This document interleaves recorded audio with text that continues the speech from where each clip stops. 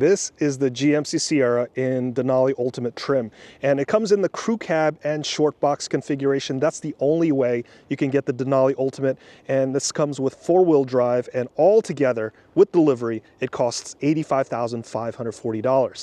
And for this specific model, this one comes with a 3-liter inline-6 Duramax turbo diesel, and it has pretty smooth and quiet operation. I can't believe that this thing is actually a diesel. It's very quiet inside.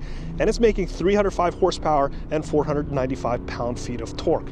Attached to it is a 10-speed automatic transmission, and this thing can tow up to 13,200 pounds. So this is pretty much the same GMC Sierra as last year, but what's new for 2024 is that that same exact 3-liter inline-6 Duramax turbo diesel is now standard for the AT4X trim version of this truck. There's also new active exhausts, there's new premium wheel designs, and also new for 2024 are two colors, the Downpour Metallic and the Thunderstorm Gray. This one is the Downpour Metallic, and it's a slightly brighter version compared to last year's Pacific Blue Metallic, and it sort of reminds me of Toyota's Cavalry Blue color. So does this one look like a proper luxury truck? In my opinion, it totally does. This looks like a more chiseled Silverado with some flashy bits on the outside thanks to the Ultimate trim. These GMC trucks just have a more premium look. This has the more complex grille that you could find on the Denali and the Denali Ultimate trim. The headlights have a higher end look with individual LED components and also this beautiful daytime running light configuration. From the side, this truck is riding on 22-inch wheels, and if you look at the fender, you could see the Ultimate Duramax badge right there, so you could tell others that you paid a lot for this truck. On the side here, we have the big side view mirrors with some LED lights in here, and also if you look down here, we have cameras for the 360-degree camera view. This is a very similar unit that you can find in the Chevy Silverado. It has the same shape, and this comes with the big chrome mirror caps. It looks pretty classy. When you open the door, there's a powered step that will deploy. There's chrome on the window surrounds and also the chrome door handles. From the rear, as you can see, this one is the one with the short bed. So this is a 70-inch box. The standard bed is 79.5 inches long, while the long bed is 98 inches long. And as you can see, this has the multi-pro tailgate, so this has a neat trick where you could open it up traditionally, and you could also open up the partial section so you can treat this as a step to easily get in. There's also this grab handle here that you could just extend, and also the corner steps, which makes getting in and out a little bit easier. Some extras here that you could find. Here you have the kicker sound system. So these are speakers, and also you have this USB output. So this is like a nice tailgating tool that you can have here, and I'm pretty sure these things are waterproof. So let's see how long that will last. But the only downside I could tell right now with this tailgate is the amount of space that you have between the hitch. So make sure you remove the attachments before you lower that tailgate. This tailgate is nice because you could have different configurations. You could just pull this up. So this is the load stop. You could put building materials in here. But can this actually fit a 4x8 sheet of plywood? I don't have a sheet of plywood with me right now, but I do have a measuring tape. And going all the way forward and to the back, we are looking at just a little over 93 inches. So 8 feet is 96 inches, so not quite. You're gonna have to somewhat lean it. But between the hinges here, what do we have? We have a little over 48 inches, so that's 4 feet. I also like in this configuration, if you need to grab anything deep in the bed, this provides that additional clearance for you to step in. Now let's jump inside and turn this thing on.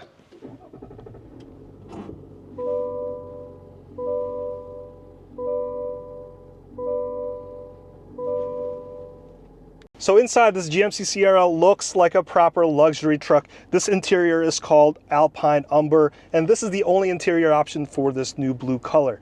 The dash has this really cool wood trim on there. That's the topographical map of Mount Denali Peak, and you can also see it on the backrest of all the seats in the front and also the back. As for the infotainment system, this is a 13.4-inch touchscreen unit. This has a physical volume dial and also a home button, and this has Google built in, which means that it has Google Assistant, the Play Store. This Play Store only has the car-appropriate apps, and this also has Google Maps built in. And if you don't like to use any Google stuff, this also comes with wireless Apple CarPlay, and also another Google thing, wireless Android Auto. As for the instrument cluster, this has a 12.3-inch digital driver display, and up top there is a 15-inch heads-up display. The physical buttons in this car, here you have your parking brake all the way to the left side, and I like how all of these essential driver controls is on the left-hand side of the driver, so it's only accessible to them. So here you have your 2 high, 4 low, and also you can just leave it in auto mode.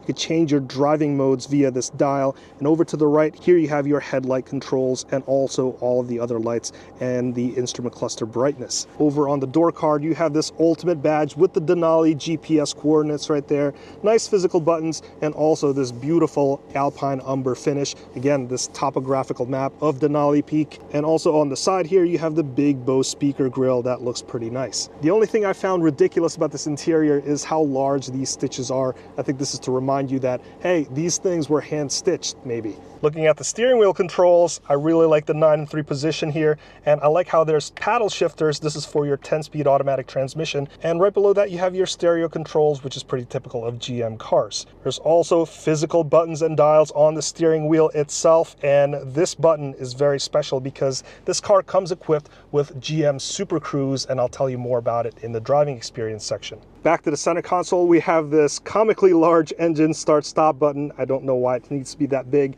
but look at all of these controls. You have your heated steering wheel button, heated seats for both your backrest, and this one is just for your back, and then also ventilated seats. And then you have dual zone climate controls here. You can set it individually, and all of these physical buttons are just nice to have. And right below that you have a couple of essential controls here. Here you have your lane keeping assist, parking assist, your auto start stop.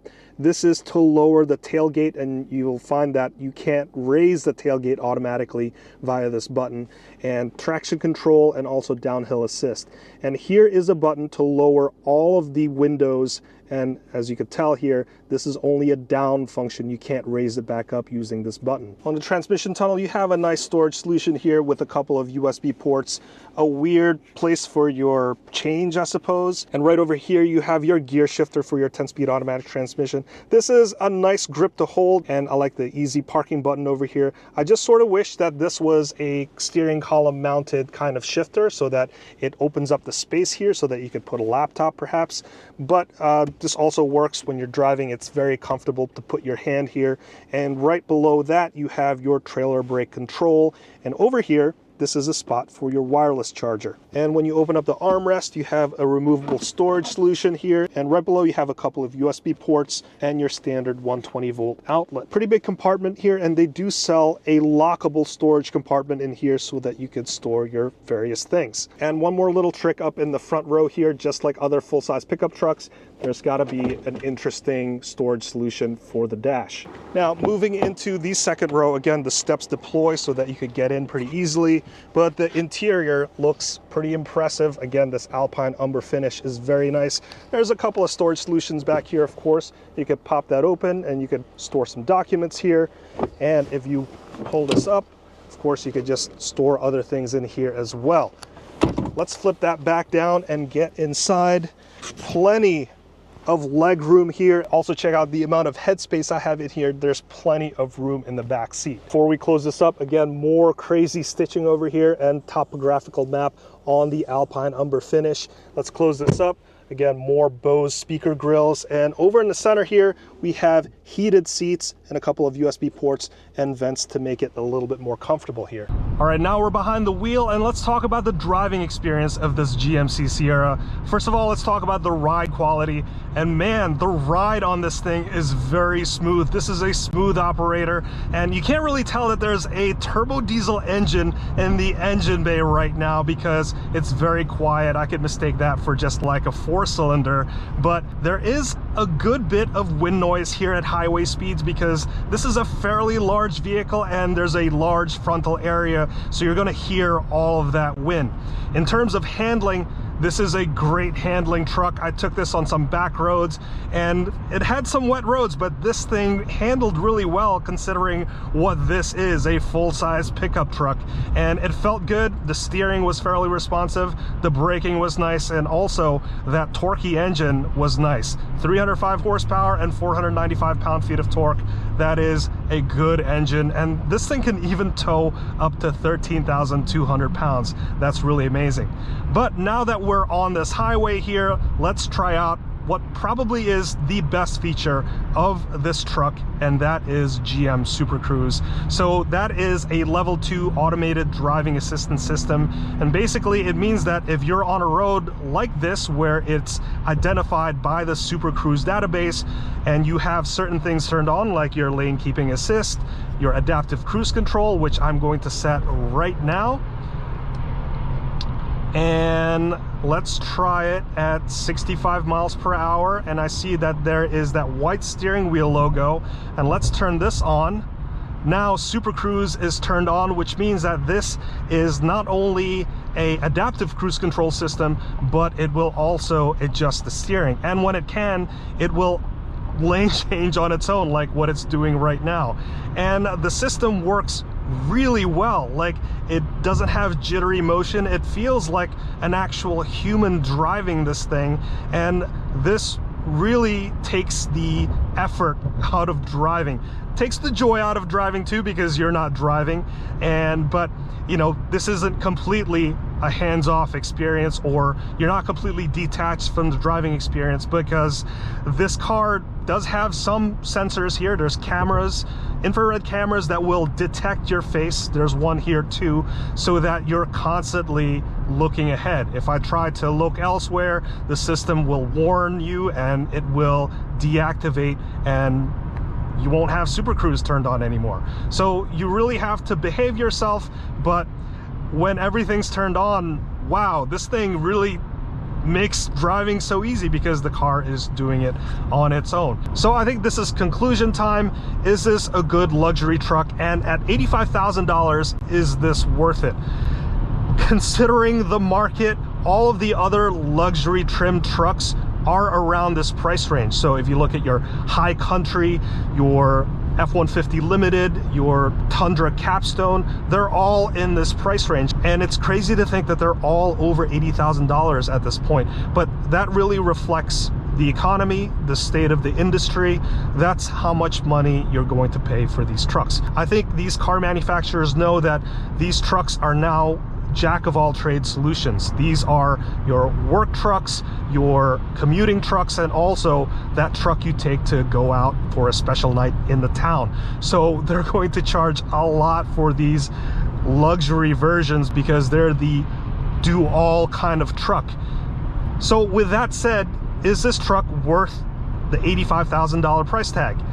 In my opinion, very much so. Considering all the other trucks and what you will get in those things, I think you get more features in this truck. You get a nice infotainment system with Google built in, a nice digital driver display, and best of all, you get this GM Supercruise, which you can also get in the cheaper Chevy Silverado truck, but this is supposed to be the luxury trimmed version. So it's really nice to have all of those features packed in here. In terms of the ride, the handling, I mean, this is a truck and it feels great. I like the Ram trucks because of the ride quality, but I think this is almost matching that. And I wouldn't mind commuting with this at all. And considering that this has the bonus of the GM Supercruise that all the other trucks don't have, this really takes it a step above. So would I personally buy this if I had $85,000 and I was looking for a half-ton pickup truck?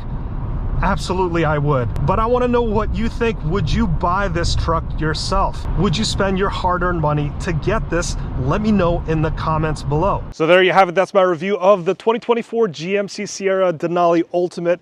Let me know your thoughts in the comments below. If you've learned something from this video, please consider hitting that like, subscribe, and that notification bell button so that you can be notified the next time I make a new video. Let's wrap it up right there. My name is Hanson, and this has been the GMC Sierra, and I'll see you in the next one.